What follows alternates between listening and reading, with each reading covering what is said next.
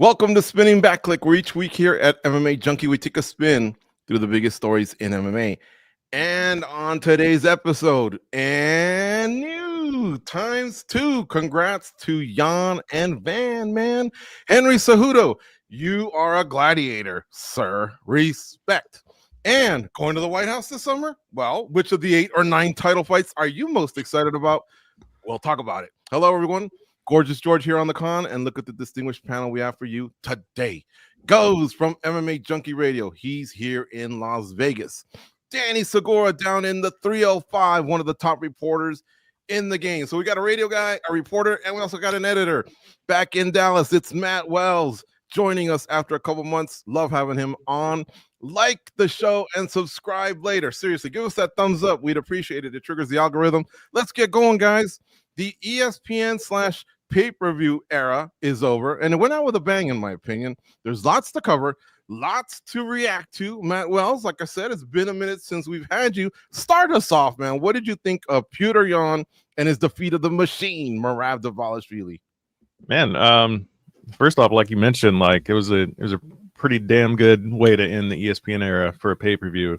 A lot of action top to bottom, but that main event was pretty special, man, because we got to see Petr Yan come back from, the ups and downs of his career, losing the title, going on a losing skid, and then bouncing back and coming back. I think I saw something. He's the first one to have a 3-fight losing streak after losing the title and then regain the title, which is pretty amazing. So it was an incredible performance for him. It was patient. It was calculated. You can tell they did their homework on Merab.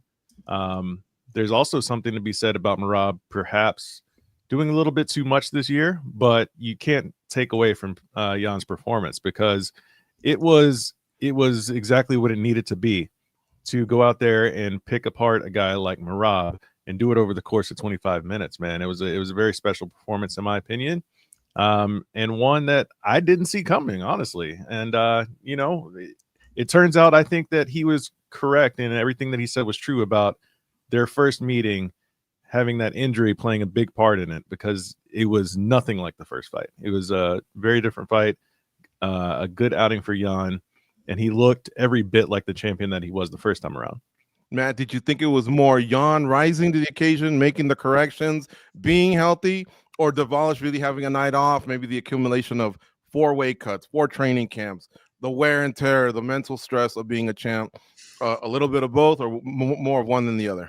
I think we have to give more credit to Yan, but there is something to be said about those things on Merab's side as well. But I don't want to discredit. I mean, like, if I had to weigh it, I'm leaning towards Yan making the corrections, coming in healthy more than anything. But like I said, you can't discount a 4th attempt at a title defense in a year. You can't take away from the multiple weight cuts. That certainly had a factor in it as well. But I will not take that away from Yan and what he did this time around. The preparation, just the way that he executed in that fight, it was fantastic. Danny Segura, let's get your reaction, and then I'll throw my follow-up now. Is that a possible fight of the year candidate?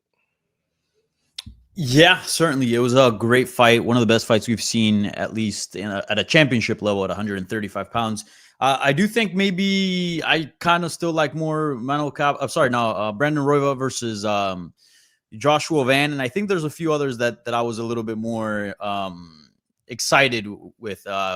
Lopez versus John Silva as well was one of them, but certainly this was a very good fight, and it was shocking, really. Like, I was almost in disbelief as the fight continued. Like, I'm like, okay, round 1, Yan, okay, Merab is sometimes a bit of a slow starter. It really takes a few rounds for him to really get the most out of him and be at his best.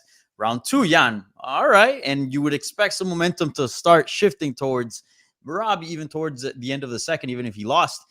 But then that momentum shift, like, just never came. And it was quite the opposite. Yan became more confident. Yan became more successful in stuffing the takedowns and taking Merab down, which was shocking, and landing his shots. And it almost took like several minutes to kind of realize, and I feel like I saw that on Twitter too, like, oh my God, Merab Dvalishvili needs a finish to win this fight. Something that very few people saw coming. And shouts out to Dan Tom, because he's one of the very few that predicted that Yan would win on Saturday. So shouts out to him. I want to give him a shout out here on the show. But Yeah, I mean, just when you think you know everything in MMA, right? Like when there's these locks per se now with betting being so prominent in the sport, man, you never know. You really never know. Yeah, he also mentioned the body shots, and those were huge, guys. Whether it was kicks or punches, Yan went to the body, and Yan matched him in the championship rounds with that cardio. I was like you, Danny, thinking, okay, but is he going to keep up? Is he going to keep up? And he was the more fresher fighter as the fight wore on. Merab, obviously, the cardio was there, but the damage started taken away. Goes, how about you, man? I've heard your reaction on the watch along. Thanks to everybody who listened and on Junkie Radio last night, but I'm sure you can react to what the guys said. Give us another version of what you felt Saturday. Well, look, I think first and foremost, it was a great fight, right? It had a little bit of everything, and it really showed the beauty of mixed martial arts when it's done at that high level. So props to both men for giving us that. And props to them for making a rematch not feel like a rematch. It felt like a completely different fight. I were times I've forgotten that we had already seen this fight because it looked so different, and they made a lot of adjustments. But the fight itself, Yan deserves total credit, man. He went in there, he had zero fear, he stuck to his game plan. And what I haven't heard too many people talk about that I thought was pretty tremendous was the way he was taking in real-time data and making those adjustments and switching it to his game plan in the fight. He would see things that Merab was doing and he was taking advantage of it. He did a tremendous job in that fight. And Merab, he's kind of made a career of making people dance his dance and do what he does. They have to adapt to him. And Yan took that away from him from the very get-go, and he had problems trying to use a plan B. If anything, you could almost argue he started off with plan B and then resorted to plan A. So, yeah, I know one thing that we've been talking about was, all right, is Merab just burnt out or whatever? You could probably point to that because your body can only take so much. But I think we take away a little bit from Yan when we say that, because at the end of the day, he did attempt a lot of takedowns. They didn't work. The one thing I will say is that should have been plan A. Instead, he came out trying to swing with the guy. He said he was trying to be exciting. That part, I did not like that comment one bit, because this is what we're constantly arguing about when Dana White comes out and says, well, you got to be exciting. You got to be that. At the end of the day, I just want to know who's better.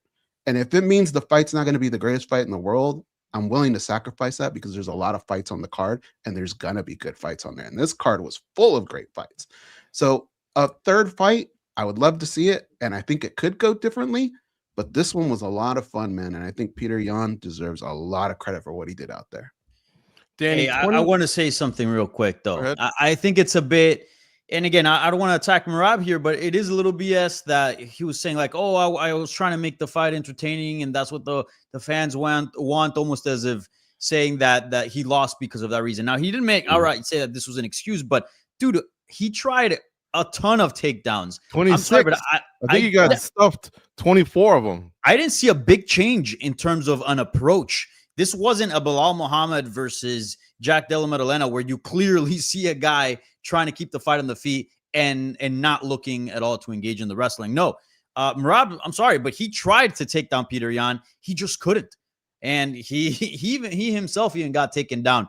Petr Yan had him studied to a T. Even the body kicks, the body work, that was all a little hole that Sean O'Malley exposed in his fight. And again, Merab has so much fight time that at some point somebody was going to catch on to some tendencies and exploit them. It was all Petr Yan doing a fantastic performance. For those that think, oh, the wear and tear, I want to see how many people pick Petr Yan to win the Merab Dvalishvili to win the trilogy. That'll tell you if they think if Petr Yan actually did his work on Saturday.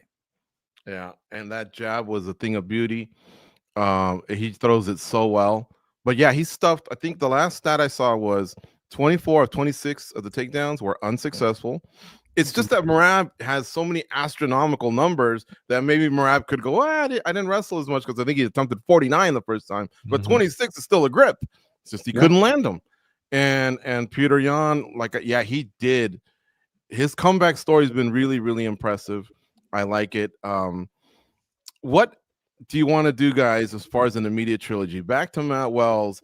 Do we let the division breathe and let Merab get 6 months to rest that wear and tear, the damage, mentally get him back and freshen up the division, Matt? Or do you want to see that trilogy right away? Yeah, I would like to see. I want to see other fights first. I'm not a fan of immediate rematches in general, especially when we have two potential #1 contender fights literally coming up in the next month or so. We got Sean O'Malley versus Song Yadong. The winner of that will probably get it, but you also have Umar and Figgy fighting too. And there's a conversation to be made for the winner of that one getting the shot. So it'll be interesting to see how those two fights play out. And then I think we could have a clear idea of what would be the best outcome. I would expect one of those fights produces a finish, and whoever has the most impressive showing should get that next shot. I'm just not a big fan of immediate rematches. Let Merab take a little break. He put himself through hell this year. There's a lot of weight cuts, man. A lot of weight cuts, and he had an impressive year, even with the loss. I mean, I'm sure we'll talk about this at some point. But even with the loss, I've seen people still say he's fighter of the year. So give him a break. He deserves it. I think Volkanovski benefited from those 10 months off because he used to fight frequently too. I think Merab could do the same. But Danny, let's get your thoughts. Immediate rematch, let's settle the trilogy now, or let the division breathe and wait for these other matchups to come to fruition so we can see who's next for Petr Yan. I do understand Matt's point, but I do lean on the immediate rematch or the immediate trilogy because there's not a clear contender at 135 pounds that like really sticks out there, sort of like an Arman Sarukian at 155 or a few others that you can point out that are, they have to fight for the belt. Like it's a travesty if they don't get the next title shot. I don't necessarily think that's the case at 135. Maybe it was a few months ago with Mario Bautista. He was on a great run, but obviously that came to an end. I feel like Ayman Sahabi's on a great run, but he needs one more good win. Why not run it back, do the trilogy and let's settle this. Let's settle the score and see who's the real champion at 135 pounds. I think Merab deserves it. He tied the record for the most consecutive title defenses in the division. A lot of the chatter before UFC 223 was that Merab was the greatest of all time at 135 pounds, 4 title fights in a year. I think the guy did enough to deserve his immediate rematch. Now, if he wants to step back and use that immediate rematch card later on, sort of like Israel Adesanya did at some point, like he lost the belt, let somebody else fight for it, and then came back and fought for the belt. Okay, that's fine. But if he wants to fight immediately for the belt, I think he deserves that. We have a split decision. Matt Wells be tripping or Danny Segura be tripping. Matt doesn't want the trilogy right away. Danny does. What do you say, D'Amato? I am going to have to go with Matt Wells on this one. I think Merab needs time to heal. He needs time to rest his body, but at the same time, he's got to figure things out up here. This is a guy who we've been saying is great for a long time. And when you hear that over and over again, you start to believe it. And I think he got away from certain things just mentally in that fight. I don't want to say he broke, but he definitely has to solve some issues. And I don't feel like those are issues that get resolved within 3 months, 4 months. I think you have to go back to the drawing board and really watch this fight over and over and make those types of adjustments. Look at what Petr Yan did, right, over this period of time. And the way he's changed his game, Merab might need to level up in a certain way to be able to get this done, because it would suck to go right back in there and realize I did it too soon. There's too much on the line when we talk about Merab Dvalishvili and his legacy. I think you take your time and you get back in there because he does deserve it. Don't get me wrong. If he asked for it, they should give it to him because he deserves it. But I think his coaches, and I think even lean on some of your fellow fighters and ask them, what did you do in this situation? Talk to a Demetrius Johnson, a Daniel Cormier. These guys have so much knowledge. I think it's best for him to just take a step back and approach this at a later date. Or like Steve Williams in the chat is saying, too much activity. Got RDR recently as well. He had 6 fights like in 12 months, 13 months. Remember Alex Pereira? He just hit a wall against Ankalaev. Maybe it was an injury. I don't want to get into 40% and 30% and 50%, but still, he had a lot of activity and he just looked flat. And that's kind of what I saw here. But like Matt Wells said, I don't want to take anything away from Petr Yan because he was brilliant, guys, on Saturday. So he's got a bright future in 2026 with potential matchups. I say Sean O'Malley was the biggest winner in the bantamweight division because he's got to win over him. And usually guys like to avenge losses. But look, we've talked enough about that. Merab Dvalishvili, let's just cap this off real quick, guys. What's his legacy? Did he actually overtake Dominic Cruz before the fight? Before the fight happened, or it was kind of like a 1-2 battle between those guys as far as bantamweight GOAT. Danny, what do you think? Oh man, this is such a tough question and something I've kind of grappled with in the last few days, because certainly out of all the champions, and I said this before as well, so it's not like I'm changing tune here just because of a result, but certainly Merab is one of the less skilled champions that we've seen at 135 pounds. Is just his cardio and his physicality is so good, but as far as just pure technical ability, I mean, you guys heard me say here weeks ago, and you guys be saying that Danny be tripping, that I thought Umar, and I still think that Umar is a better fighter, technically speaking. Now, you add the cardio, the fact that he can't keep up with the activity, then, you know, that those results benefit Merab. But it's a weird one, because certainly like the records there, he tied it. He looked extremely dominant. That run was insane, beating tons of former champions on his way to the belt, including Petr Yan himself. So I still think he's probably the greatest UFC bantamweight champion we've seen. But it certainly now feels a little bit different after that defeat. I think if he would have won on Saturday, that would have been solidified, but that wasn't the case. So now, I don't know. It feels a little weird. I don't know. So Merab won, Cruz 2 for you? Probably, yeah. Yeah. Goes, do you agree? I agree with Danny. I think it's Merab 1, Cruz 2. I don't think this is a matter of looking at Merab's game and saying he was exposed. I think it was just a matter of he met a guy who was better that night and could possibly be better than him. Over time, he might be able to prove that even his legacy could be better. But I think it's 1 and 2, man.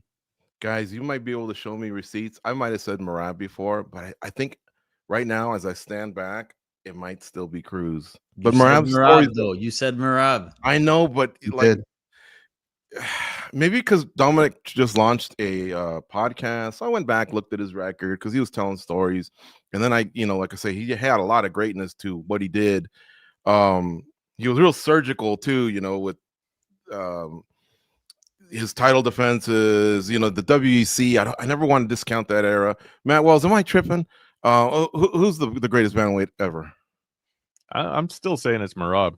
I'm with the guys, man. I'm with the guys. It's Merab for me. I just like how he can just completely shut down a fight, and obviously that didn't happen in this one. But you look at all the other ones before it, he could just dominate guys, and that's whether that be with 40 and 50 takedowns in a fight. I mean, if you're shutting somebody down like that, I mean, that's pretty dominant style to have. And yes, he's not the most skilled per se, especially when you're talking about striking. Cruz's style was different. It was awkward. The footwork was very unique. And I think obviously a lot of guys took from that style and tried to implement it into their own games. But I just like, in comparison to the two, I like how when you look at what Merab is able to do in a fight over the course of 25 minutes to just completely shut down his opponents at times, I think that's more impressive to me. And he did it against, like you guys said, some of the best names in the history of the sport. When you look at Aldo and Cejudo and O'Malley and like all those guys, like he just those were so impressive, such an impressive run, man. So it's him for me. But it's not like it's a runaway number 1, number 2 sort of thing. They're very close. Hey, George, let me ask you a question. So now you're leaning more towards Cruz. The accolades are very similar, right? So at the end of the day, if they were to fight in their prime, who would you pick? See, but that's not an appropriate question for this. I'm just asking. I'm just curious what if he would lean towards Cruz or Merab. It's who's achieved more. Well, Dominic struck more. He was more of a striker, but he came from wrestling, and he was really good at dissecting plans. So I think he could have looked at what Petr Yan did and tried to apply it to himself. I was thinking as Matt Wells was talking, I think what happened was Merab, he did have a hit list pre-title, and then after the title, he obviously defended the 3 times. But it all happened so quick that's why I think in looking at Dom's resume, it lasted so long because of injuries and things like that. It was like the run felt so special because he was at the top for so long, but he also was inactive. Who would win? I think Dom might get him, man. Really? Mm-hmm. Wow. Disagree. Yeah, I disagree. I think Merab win that fight. Yeah. The wrestling's too dominant, man. I just see it. I would see him being able to get a hold of Dom and really just slow that footwork down. Because you're talking about unique footwork from Dom that he uses to elude people, right? And kind of stick and move and kind of, use his crazy head movement to get out of the way of things. Merab has the wrestling ability and he has the endless gas tank to chase you around the octagon like crazy. So I see him getting a hold of him eventually and just being able to do what he does and just get people to the ground and kind of grind out a win. George, do you have a real ID? Yeah. You need to go back. For it to be real, it's got to change the name to George #BeachRippin. Shit, for real. Really? Yeah, I don't think, man. I think Matt Dom kinda was a made that. master planner. He could also wrestle. He just didn't implement it, and he adapted well. I mean, you saw all those bodies that Team Alpha Male threw at him, and he stuffed them all. I mean, as long as you guys aren't caught up in the ending, obviously the endings are usually not well. He didn't finish well. He got knocked out by Cheeto, and I think Henry took him out. But at his prime, man, that dude was tough. But you know what? You might ask me on next week's show, and I might say Merab. It's just, like I say, it's a good conversation, and it's close. I think it's close. But all three of you have Merab beating Dom, huh? I think so, man. Okay. Listen, we have a lot of other stuff to cover. Let's talk about the co-main event. Alexandria Pantoja injured his arm in the co-main event at UFC 323. So Joshua Van is your new champion. I know that I'm kind of giving you a flat explanation of what happened. A title change. Usually we're going nuts, right? And talking about the fight, but it all happened so quick, and it was also random, and a beautiful reign came to an end. Goes, let's get your reaction first. I mean, it was unfortunate. I don't know. There's too much to spend on this. Congrats to Joshua Van. He is the champ, but what were your thoughts on what you saw?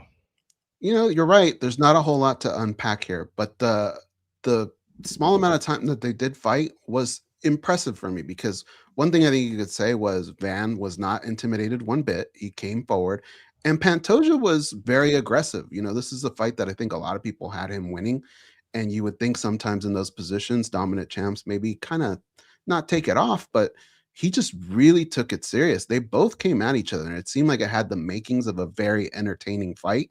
I wish it would have gone on longer, but chances are we're going to see it again. And it was just sort of a freak accident, and that just this kind of happens from time to time. Remember Vitor Belfort and Randy Couture? That happened in that fight too. Yeah. I hope his shoulder's okay too. Oh, that's right. No one thinks it was his shoulder. Danny, your reaction to this, and what do we do with this thing? I don't know. I don't even know how long the elbow. It's an elbow, folks. It's not a shoulder. I don't even know how long this thing's going to drag on. But that same question, I think, that I asked of bantamweight applies. Do we let the division breathe? Pantoja was so good; he lapped everyone. Now we have a new champion. We have new possibilities. I don't think the question is do we. I think the question is can we, right? Like we need to get a timeline on this injury. But I'm no doctor. But from spending my time watching sports and watching some nasty injuries through the years, that did not look good at all. It could be even career changing. So we'll see when he'll be able to start training and be able to train for a fight and get back in there. But I don't think it's going to be anytime soon, right? So in that case, you're going to have to let the division breathe. But if for whatever miracle or whatever reason, Pantoja is able to recover quickly from that, it's not that big of a deal, even though his arm completely went the other way. Then I feel like you do have to have an immediate rematch, right? As opposed to the main event, which I do think there should be an immediate trilogy. I'm a little more lenient in that one in terms of there not being an immediate rematch or trilogy. And this one, I do think there has to be an immediate rematch because at least in the main event on Saturday, we answered the question, who is the best damn fighter at 135 pounds, at least for that night? I mean, there's no doubt it was Petr Yan. We cannot say the same thing about the co-main event here. We still have a big question about who is the better fighter here, who is the best 125er. I actually think it's still Pantoja, despite the defeat, because we didn't see anything in those 26 seconds that would make you think that Joshua Van was superior. And obviously, Pantoja has all this equity as champion. You have to kind of just take his word. So I'm all for an immediate rematch here, should health permit. If not, look, Van is somebody that likes to be active. He barely broke a sweat because he literally fought less than 30 seconds. So I think most likely what we're going to end up seeing is Van fighting a contender, say whether it's Tatsuro Taira or Manuel Kape, who fights this upcoming weekend. And then whenever Pantoja is ready, he'll fight the winner or whoever has the belt at that point, and an immediate shot at the belt for him, because he's the second greatest flyweight to ever exist behind Demetrius Johnson. I think that stat alone and the defenses and everything merits an immediate rematch. By the way, DJ be tripping too. He said he thought Pantoja was going to catch him. He would have needed 8 more title defenses. I mean, come on, Pantoja's already 35. He's a G. I get it, but I couldn't believe he said that. Matt, let's get your take on everything that unfolded, and maybe chime in on this whole thing with the, I don't want to leave Megan Olivi hanging out to dry. She first reported it. The guys reacted like, what? And she said, look, that's what the doctor told me. But they had a whole hour to figure this out. And when they came to Dana, he said, yeah, it still was the shoulder. You would think Dana would have somehow said, are you guys sure? Because he's got his hands all over production. He knows everything. That was really, really horrible reporting from Dana at the press conference to reiterate what we all knew wasn't true. Right. Yeah. I'll shoot them both a little bit of bail here, because they were just going off of what the doctor told them. And they didn't want to, speculate, I guess, into their own thoughts. And what we all obviously saw, we saw in 4K the elbow bending in a way it's not naturally supposed to do. So that was all very weird, very strange. But as far as the fight itself, look, guys, I know it was a freak injury, but it wasn't like it was a non-contact injury, right? Joshua Van caught a head kick that wasn't, it was kind of telegraphed, I guess, because Van obviously caught it and pushed Pantoja back down. And obviously, yes, the freak injury happens. But it reminded me of what was the other one? When Yair and who was Yair fighting when he got hurt? Ryan Ortega. Yes. That fight. So these are things that can happen when your opponent causes you to fall in a certain way, right?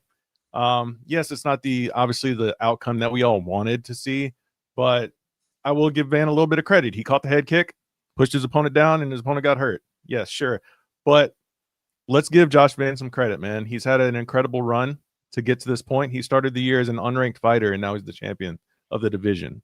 So that's something that's pretty impressive. No matter how that championship fight ended up, you got to give him his credit for the run that he's had this year. It's been pretty incredible. Now, I do want to say one thing about, Danny said about the immediate rematch thing, right? We don't know how long Pantoja is going to be out, for one.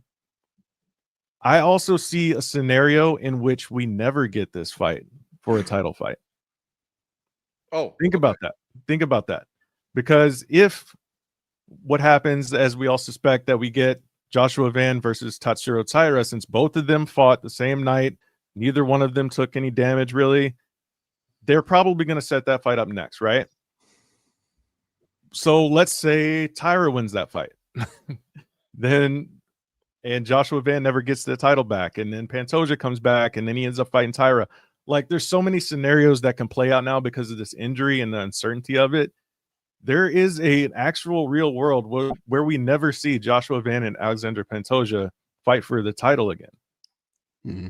Yeah. And just to clarify, when I say immediate rematch, I didn't mean Van and Pantoja specifically, but the immediate chance at fighting for the belt again for Pantoja. Gotcha. Yeah. No, for sure. Pantoja's next fight. Yeah. Have you guys? I don't know if you guys saw this, but a couple of weeks ago, Jaden Daniels injured his elbow. It basically got bent back, pretty bad. Probably not as bad as Pantoja, but right there. If he hailed a cab, it'd have to be behind him for them to see it. That's how twisted it was. He played this week, so you just never know with these injuries. Sometimes they can put him back into place, and with a little rehab, he might actually be able to go quicker than we think. We got to give it time. You sure it wasn't a shoulder? Yeah, I was shrugging my elbows the whole time. I don't know why that bugged me so much, but Dana had one whole hour to fix that, man. He saw what happened. It would be like me telling you guys, what you guys think of Nolan today? You and Matt. And you two go, Nolan, it was Danny. I mean, it's glaring, guys. It was glaring. Again, I don't hold it at all against Megan. She's hearing what the doctor said, and that's all happening Right. in real time, fast. But Yeah. a whole hour, 3 guests came before Dana finally hit the dais, and they asked him, and he confidently said, "Yeah, it was the shoulder." I mean, come on, like that. That was ridiculous. And by the way, Ariel Helwani contacted Pantoja's team, and they confirmed that it was the elbow. And even you see it in the replay when Pantoja falls to the ground, he's not grabbing his shoulder; he's grabbing his elbow. I know Megan has received some criticism, and you know, I think there maybe could have been more questioning on that part, and at least presenting the information could have been done differently. But at the end of the day, you know, she is being told from the experts this information. That's what she's relaying. But maybe it should have. I'll bet you, knowing Megan, I'll bet you she said, "Hey, can you repeat that? Are you sure you said shoulder or whatever?" And then she said to DC and Joe, you saw Joe's reaction. I don't want to make it, you know, the end of the world here, but like I say, I just couldn't believe that Dana an hour later still was saying the same thing. I mean, I don't know why that bugged me so much. It wasn't the dumbest take of the night. I got this from Cafe Frio in the chat. He says, "What about Dom's stupid take about Pantoja that the fight should have been able to go?" Going back to Dominic Cruz, he's been getting a lot of criticism for that. I couldn't believe he said that either. Can I read it, George? Yeah.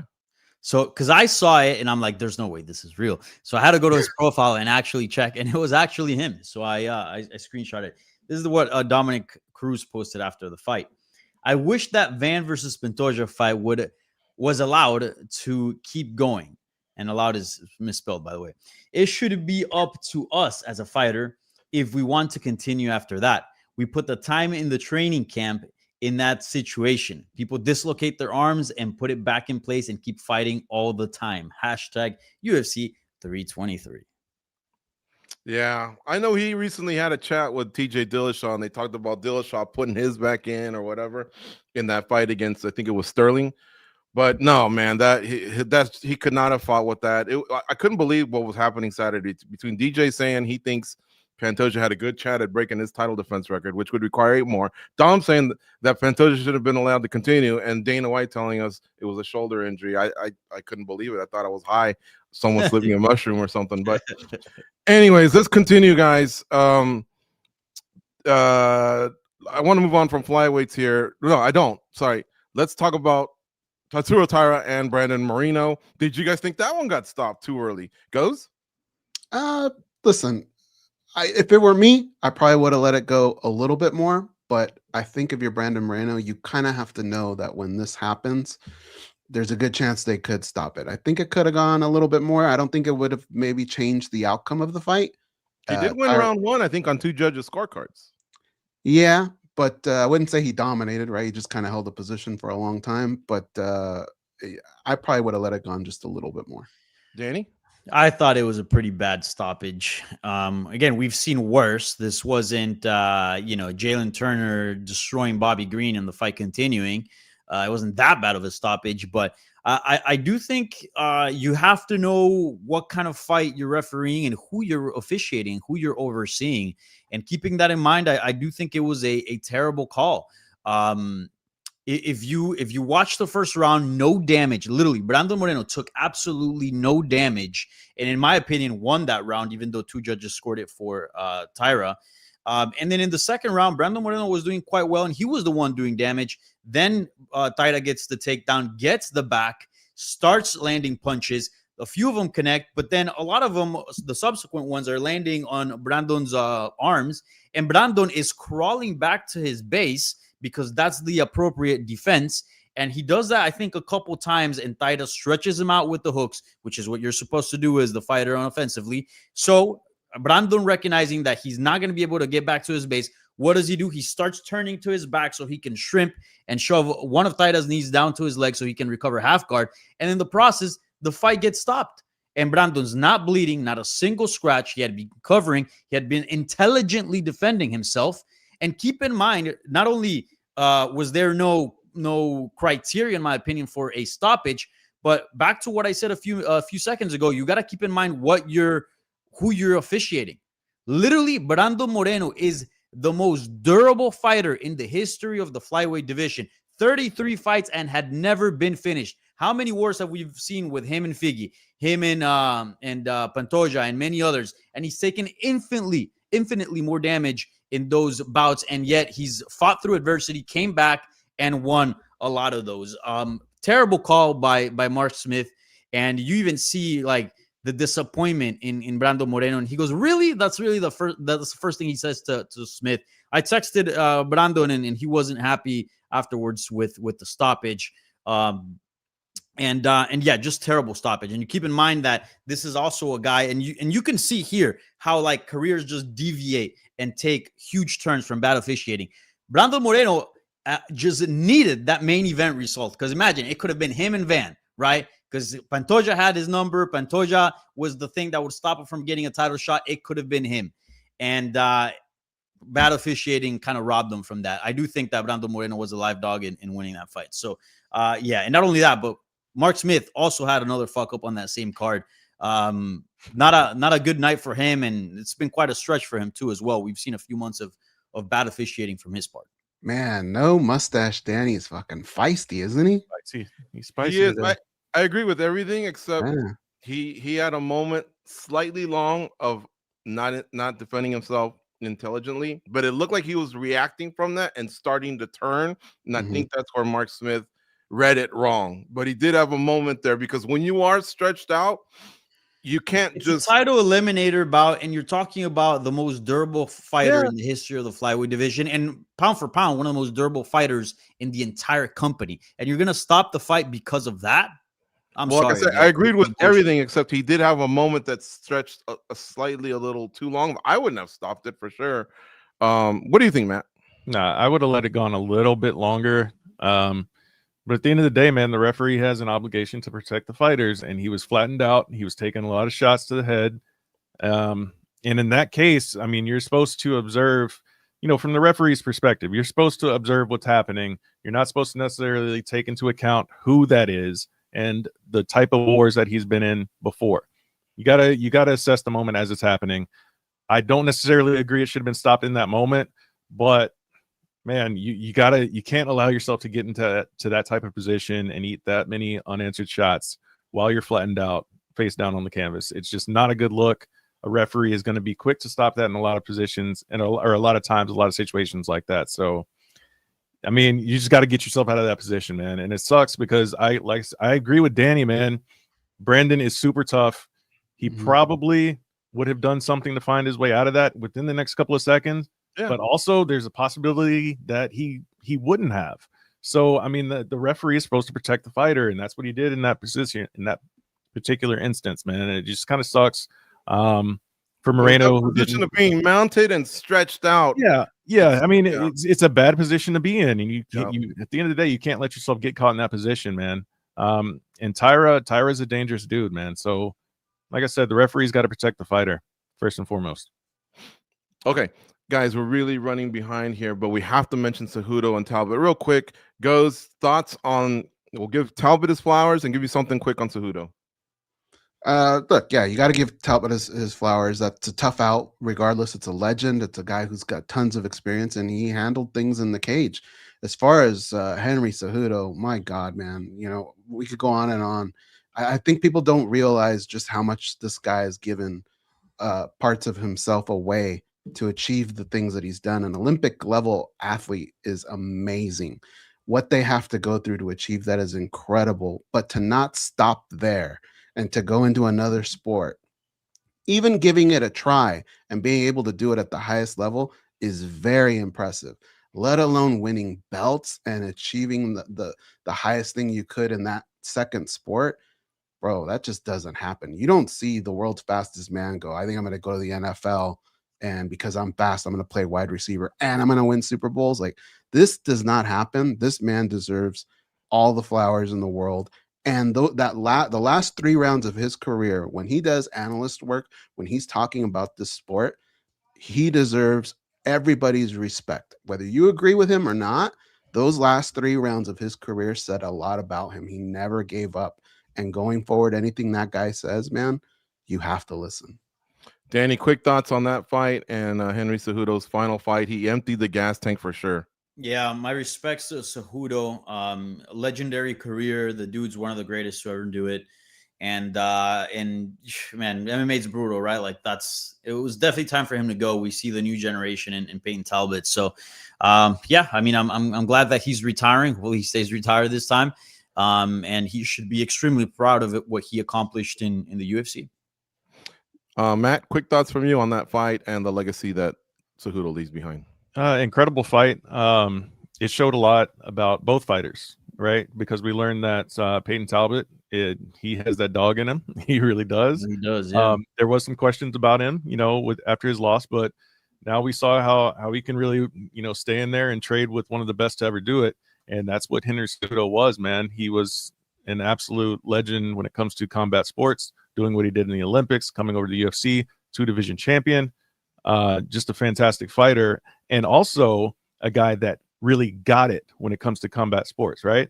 The cringiness, the showmanship. He played it up to get attention, to really, in a lot of ways, save the flyweight division, right? From almost nearly being axed from the UFC. So you got to give him credit for that. You may not like it. You may not like his personality, who he is outside of the cage, whatever. But when it comes to what he did for combat sports, you got to give him his flowers, man. Yeah. Talbot, earlier, that fight against Barcelos, I thought, man, maybe the sport ain't for you. But, bro, you've turned it around. Props. Yeah. You look great. Straight punches, fast punches. Cardio was on point. You got some takedowns on Olympic champ. Shout out to him. And then Cejudo, man, I've seen a lot of retirements, and this was one of the best I've ever seen in any sport, whether it be a last game, a last season.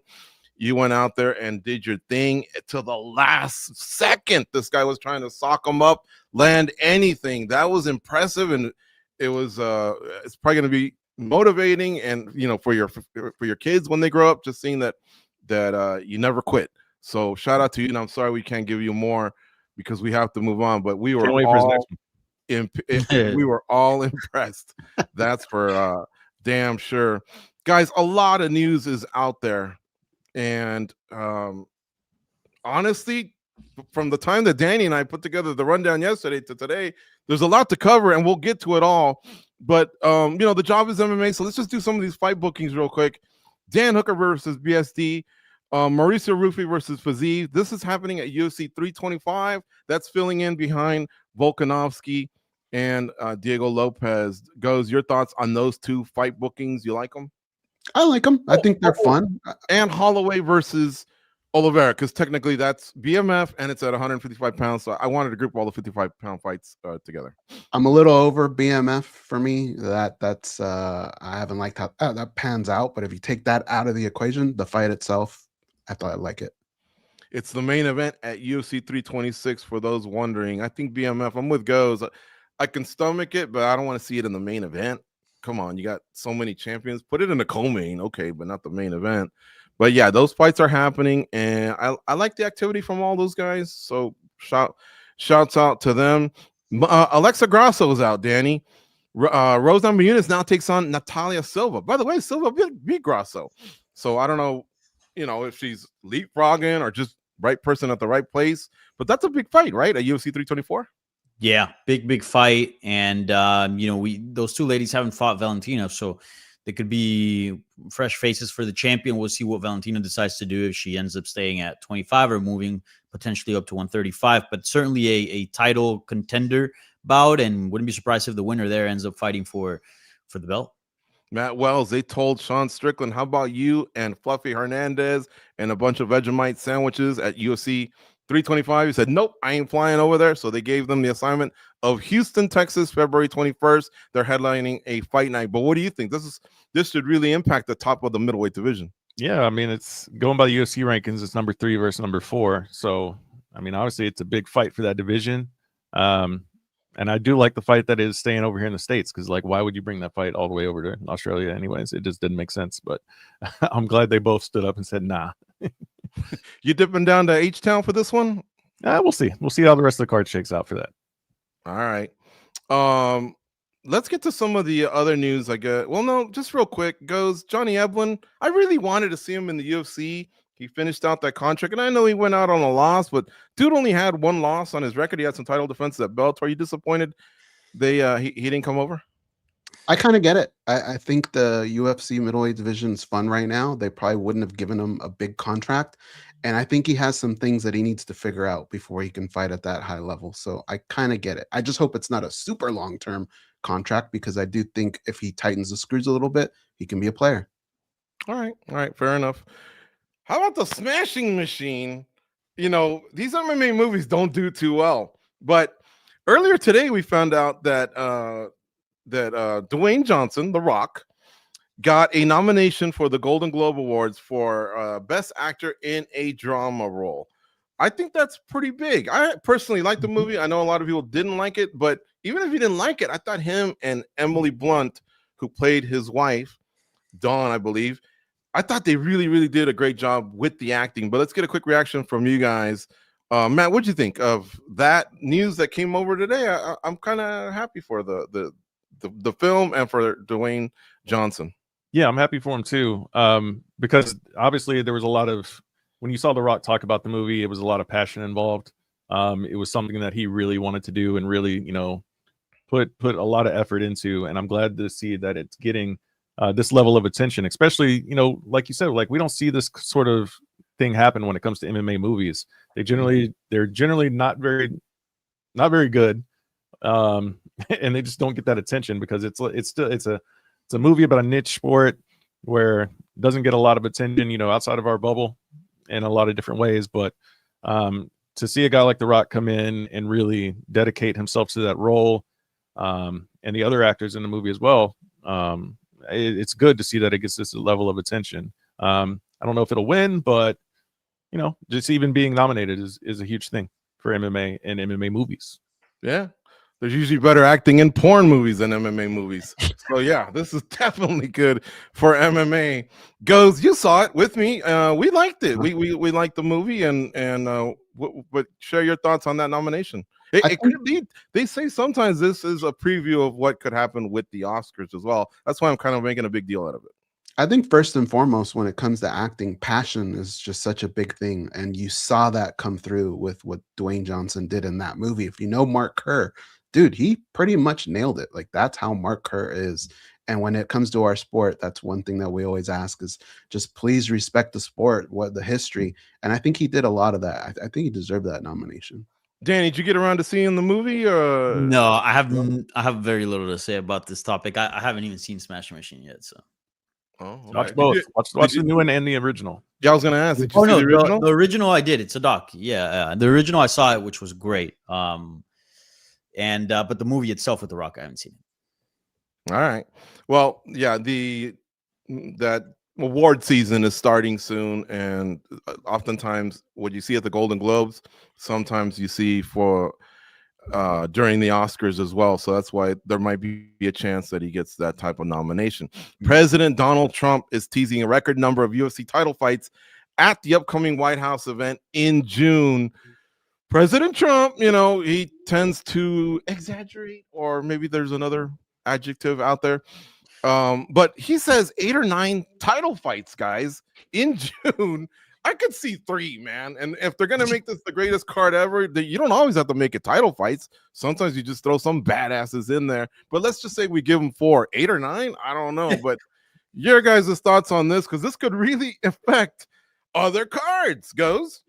Dude, there's no way that would just be very careless of the UFC to do something like that. And when you look at the viewing experience, if you're not getting finishes, boy, I feel bad for like Danny. He's doing play-by-play. He's gonna have arthritis by the end of that night. Quit. It won't work, dude. I'm not even so sure the audience there is gonna. Are they gonna carry the fighters? You know what I'm saying? If they are those types of dull moments, dull fights. But what did you think of what the president said, Danny? There's no way that's happening. I mean, we know Trump, he exaggerates everything and says, you know, this is just very, very him, very over the top. There's no way we're going to see 8 or 9 title fights. Also, the first thing that I thought, that's like literally impossible. Is Donald Trump a casual? Right? Could we? That's like a casual statement. Like, yeah, there's gonna be 8 or 9 title fights, greatest UFC card ever. Like, yeah, I don't know. I'm sure it's gonna be a good card, but 8 or 9 title fights. I think that's pushing the boundaries of reality a little bit too much. Does that mean you also don't think that we took in 23 trillion from tariffs? Yeah, Just to be clear. Okay. All All right. Matt, your Yeah. thoughts on the White House event that's coming up. What do you think would be appropriate then? Maybe 2 or 3 max? I mean, yeah, 2 or 3 max would be the deal. But I mean, it's like with Trump. Anytime he talks, he's either exaggerating or he's lying. And in this case, I think he's doing both. So it's one of those things where you're going to have 2 title fights at most, and maybe they do something like a special White House belt or something like that they give to all the fights, you know, like a special trophy, you know, like how they do in Rising, you get a trophy when you win your fight. Maybe it's something like that for all the fights, and that's what he's talking about. Who knows? Like But a FIFA award, maybe? There's 0% chance there's 8 title fights on this card. Like, let's be serious. Come on. All right. Did you guys hear about Paramount and the money they're throwing around? Where are they getting it?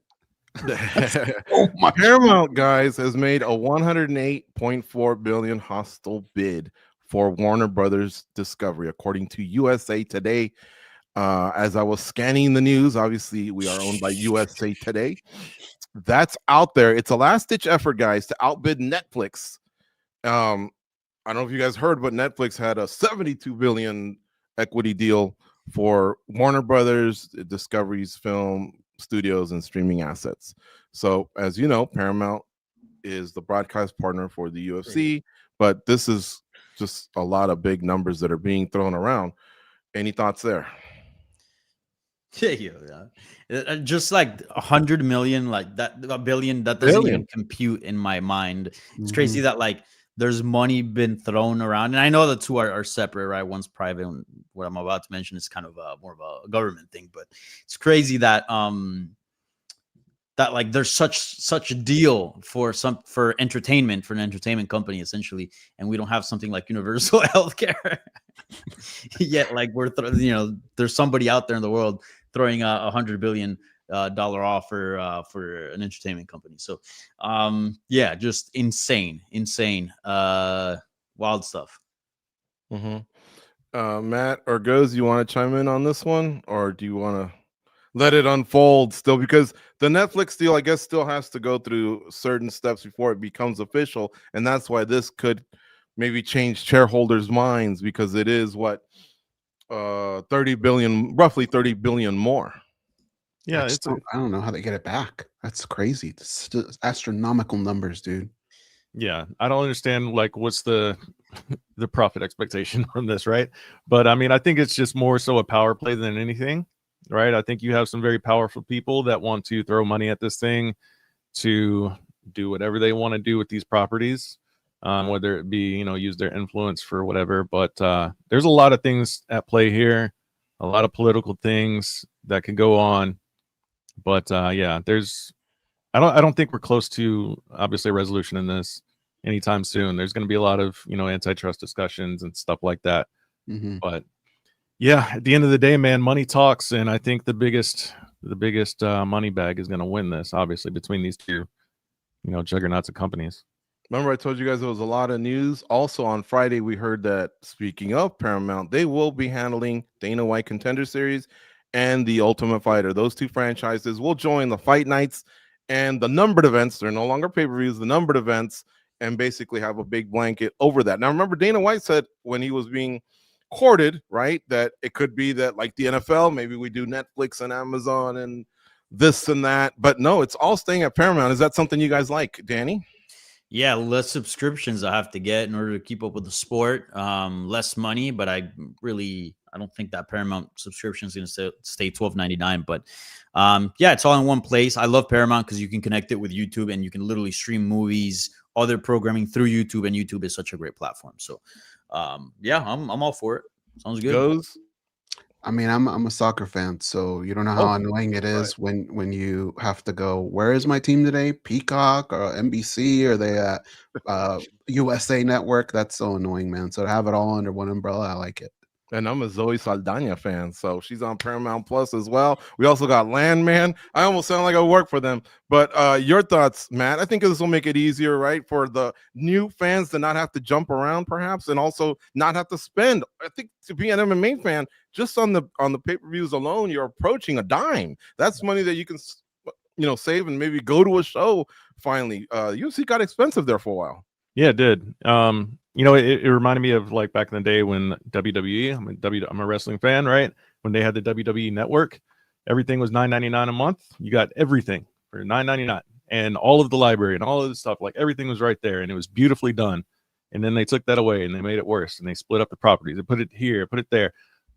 Having everything under one umbrella is so convenient for the consumer. And it's like, I'm a basketball fan too, right? Watching the NBA this year is a freaking nightmare. Trying to figure out what channels the games are on, what's streaming, like, is it on Peacock today? Like, dude, it's put it all in one place. Like, we're trying to watch the product. Don't make us jump through hoops to do it. Hey, he inserted a pun there for the basketball topic. I like it. I like it. Did you guys see LeBron? He's back, man. Lakers are flying high this year. I love it. But let's hope the team can stay healthy all the way through June. Guys, what's your excitement level for this weekend's UFC on ESPN 73, headlined by Brandon Royval versus Manel Kape? Danny? I would say solid 8. Honestly, I do think it's a pretty good card in terms of matchups. Final card of the year, and for a fight night for an Apex show, I think this is one of the better ones. And the main event, we have a super consequential fight, which that's all I ask for the UFC, to put meaningful fights in these cards. Chikasa versus Vallejos sounds like a banger to me. Costa versus Charrier, an awesome fight. Lemish versus Robertson is another fight that I'm really looking forward to. And Amosov's debut as well against Neil Magny. All in all, very, very solid card. Goes, let's not forget, Brandon Royval owns a win over Tatsuro Taira. I kept mentioning that during the broadcast, they kept showing Taira. I almost thought they were going to walk him in, but could Brandon Royval basically squash all that? It was about a year ago. I get it. Things change. And since then, he lost to Van too. So Van might go, I just beat you. Why would I want to defend against you? But what are your thoughts on this fight and how big it is on Saturday? Well, I think it's the start of a rebuilding process for Royval. But where I can flip it a little bit is if Manel Kape gets a win, he can say, I have a win over the guy who beat the guy you guys were talking about on this end, right? So what happened at this pay-per-view actually kind of upped the level and the stakes of this main event. So I kind of like it. Another highlight from this fight card that you like, Matt Wells. You know what? I'm actually I was really looking forward to the Charrier and Costa fight. I think that's probably going to be low-key fight of the night potential. But also just looking at the lineup again, we're getting a debut of Steven Asplin. If anybody watched Dana White's Contender Series, this dude has an insane personality. He's not going to win any bodybuilding competitions by any means, but that dude's personality, and obviously he can fight too. So I'm actually really excited to see that one. Danny, another highlight from this card that you like? Ooh, again, I'm super high on Jillian Robertson. I do think she's very, very underrated and not talked about enough. And I think she's one of the more skilled fighters at women's strawweight. Big fight here against former title challenger Amanda Lemish. So that one to me is one that I have highlighted. But co-main event is fucking awesome. It's great. Yeah, Jillian's done good since dropping. You're right. We need to involve her more in the chatter as to who's next for Dern. How about you guys? Another highlight from this fight card. I want to see Amosov and Magny at this point. He's fought so much at the Apex. He could arguably do an episode of Cribs, right? He's got to live there. I mean, he's fought there so many times. Yeah. All right, listen, we got a minute left. Real quick, give me another highlight from UFC 323. I had to move on, but since we have the time, so much went down. Danny, did you like anything else from 323 that we didn't cover? Let's see. I got to shout out Manuel Torres, El Loco. Yeah. Dude, that guy is fireworks. He's got dynamite in those hands. And he's very, very skilled, very young in his career as well. So I think he's still got a long way to go in terms of his MMA development. Huge prospect at 155, and man, there's so much like fun fights out there for him. I'm really looking forward to how his career unfolds. He beat Matt Dubb's favorite fighter, Grant Dawson, so I know he was pumped out. How about another highlight from Goes?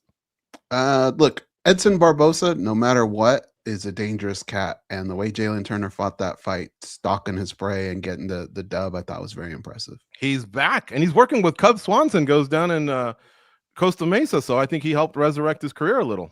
Nice, yeah. Yeah. How about a final highlight from Matt Wells?